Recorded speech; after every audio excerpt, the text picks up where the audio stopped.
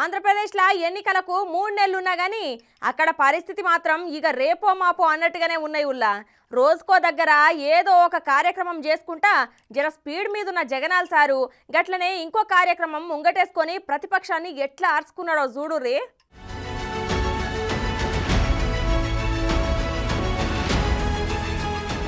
ఆంధ్ర రాజకీయాలు టీడీపీ జనసేన పొత్తుతోని వేడెక్కి టికెట్ల లొల్లులు జంపింగ్ల దుంకుళ్ళు గిట్ల గట్టిగానే అవుతున్నాయి. ఇంకా పార్టీల ముచ్చటకొస్తే ఇప్పటికీ ఎన్నికలకు ఇంకా కొన్ని నెలలున్నా కూడా అప్పుడే అన్ని పార్టీలు స్పీడ్ పెంచి ఒకదాని మీద ఒకరు గట్టిగానే కమెంట్లు వేసుకుంటుర్రు. ఇప్పుడు ముఖ్యమంత్రి జగన్మోహన్ రెడ్డి సారు భీమవరంలో జగనన్న విద్యా దీవెన కార్యక్రమంలోకి వచ్చి అక్కడికి వచ్చిన కార్యక్రమం గురించి మర్చిపోయిండో లేకపోతే మళ్ళా మైకు దొరకదనుకున్నాడో గాని ఒక పేపర్ మీద రాసుకొచ్చిన డైలాగులు చెప్పుకుంటా టీడీపీ అధినేత చంద్రబాబు నాయుడు అట్లనే జనసేన అధినేత పవన్ కళ్యాణ్ మీద ఒక రేంజ్ లా పడ్డాడుల్లా. ముందుగా బాబు సార్ గురించి మాట్లాడుకుంటా తన అవినీతి కోసం మాత్రమే ఉపయోగించాడు. ఆ అధికారం ద్వారా వచ్చిన అవినీతితో వాటాదారులైన దుష్ట చతుష్టయానికి బిస్కెట్లు వేసినట్టుగా వాళ్లకు పంచాడు. జన్మభూమి కమిటీలతో మొదలెడితే ఏకంగా ఓ ఈనాడు, ఓ ఆంధ్రజ్యోతి, ఓ టీవీ5, ఓ చంద్రబాబు నాయుడు, వీళ్ళందరికీ తోడు ఒక దత్తపుత్రుడు. వీళ్ళందరూ కూడా అధికారంతో ఏం చేశారు అని అంటే ప్రజలకు మంచి చేసిన చరిత్ర లేదు, ప్రజలు గుర్తుపెట్టుకునే విధంగా పరిపాలన చేసిన చరిత్ర లేదు. ఆ అధికారంతో కేవలం దోచుకోవడం, దోచుకున్నది పంచుకోవడం మాత్రమే జరిగాయి అని చెప్పి ఆలోచన చేయమని కోరుతా ఉన్నాను మీ అందరితో కూడా. అవు సారు, అవినీతిని పంచుకునుడేంది సారు, ఏందో ఏమో పో మీ తెలుగు. తర్వాత టీడీపీ జనసేన మేనిఫెస్టో గురించి చెప్పుకుంటా అన్ని వర్గాలను వంచిన ఈ బాబు ఇప్పుడు కొత్తగా మరికొన్ని వాగ్దానాలతో వస్తా ఉన్నాడు. మొన్ననే 6 గ్యారంటీలు అన్నాడు. అందరితో కూడా సరిపోదు, జగన్ను ఢీకొట్టలేము అని వాళ్ళంతటి వాళ్ళే ఆలోచన చేసుకొని ఈసారి ఉమ్మడి మేనిఫెస్టో అని చెప్పి మళ్ళీ ప్రజలను మోసం చేసేందుకు బయలుదేరారు.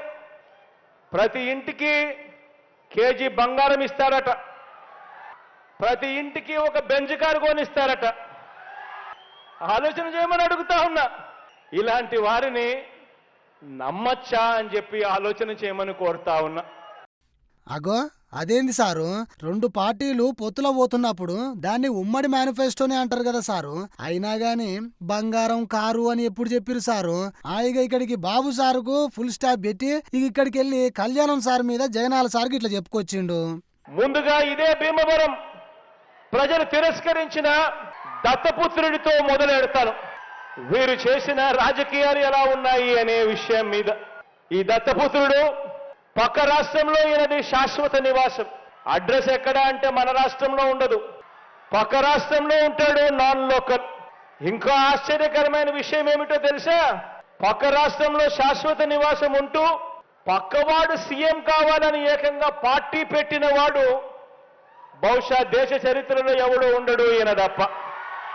బాబు కోసమే తన జీవితం అని అందుకు అంగీకరించని వారిని తన పార్టీలో కూడా ఉండకూడదు అని, ఈ విషయంలో వేరే అభిప్రాయం కూడా ఉండదు అని, తన పార్టీ నుంచి వాళ్ళు వెళ్ళిపోవచ్చు కావాలంటే అని చెప్పి కూడా తన సభల్లో ఉపన్యాసాలు ఇచ్చే వాడిని బహుశా ఎవరిని మనం చూసుంటాం, ఒక్క ఈయన తప్ప. ఈ దత్తపుత్రుడికి ఆ బాబు పొత్తులో ఎన్ని సీట్లు ఇచ్చినా ఓకే, ఏ సీటు ఇవ్వకపోయినా ఓకే. చిత్తం ప్రభు అనే త్యాగాల త్యాగరాజుని మాత్రం ఇప్పుడే ఈ దత్తపుత్రుడిలో మాత్రమే చూస్తాం. ఎవరైనా ప్రజల కోసం త్యాగాలు చేసేవాడిని చూశాం కానీ ఏకంగా ప్యాకేజీల కోసం త్యాగం చేసేవాడిని మాత్రం బహుశా ఎప్పుడు చూసిండం. ఇక ఇట్లా కళ్యాణ్ సార్ను త్యాగాల త్యాగరాజును చేసిండు సారు. అవు సారు, నీతోను కాకుండా టీడీపీతోను పొత్తు పెట్టుకున్నందుకు మస్తు బాధపడుతున్నట్టునోగా. ఇక సారు పెళ్లిల గురించి చెప్పుకుంటా 4 ఏళ్లకోసారి పెళ్లి చేసుకోవడం, మళ్ళీ విడాకులు ఇచ్చేసేయడం, మళ్ళీ పెళ్లి చేసుకోవడం, మళ్ళీ విడాకులు ఇచ్చేసేయడం. ఏకంగా కార్లను మార్చినట్టుగా భార్యలను మారుస్తా ఉన్న ఈ పెద్ద మనిషి 3 సంవత్సరాలకు 4 సంవత్సరాలకు భార్యలను మారుస్తా ఉన్న ఈ పెద్ద మనిషి ఇప్పటికే 3 భార్యలు అయిపోయారు అని అంటే ఆలోచన చేయమని అడుగుతా ఉన్నా. ఏ భార్యతోనూ కనీసం 3-4 సంవత్సరాలైనా కూడా కాపురం చేయలేడు. కానీ పొలిటికల్ లైఫ్లో మాత్రం చంద్రబాబు నాయుడుతో మాత్రం తన వివాహ బంధం కనీసం 10-15 సంవత్సరాలైనా ఉండాల్సిందే అని చెప్పి ఏకంగా తన క్యాడర్కు చెప్తా ఉన్నాడు. ఏందో సారు, మీ వైసీపీ ఎమ్మెల్యేలే అనుకుంటే మీరు కూడా అట్లనే ఉన్నారు కదా. పొద్దున లేస్తే అరిగిపోయిన రికార్డులాగా ఆయన పెళ్లిల గురించే ఎందుకు సారు మాట్లాడతారు? ఇంకా ఏం దొరుకుతలేవా మాట్లాడనికే అని మీ పార్టీ వాళ్ళే అనుకుంటారు సారు. ఈసారన్నా కొత్తగా మాట్లాడరు సారు. ఇక దీన్ని చూసి ప్రతిపక్షాలు ఎట్లేస్తారో కౌంటర్లు చూడాలి మరి.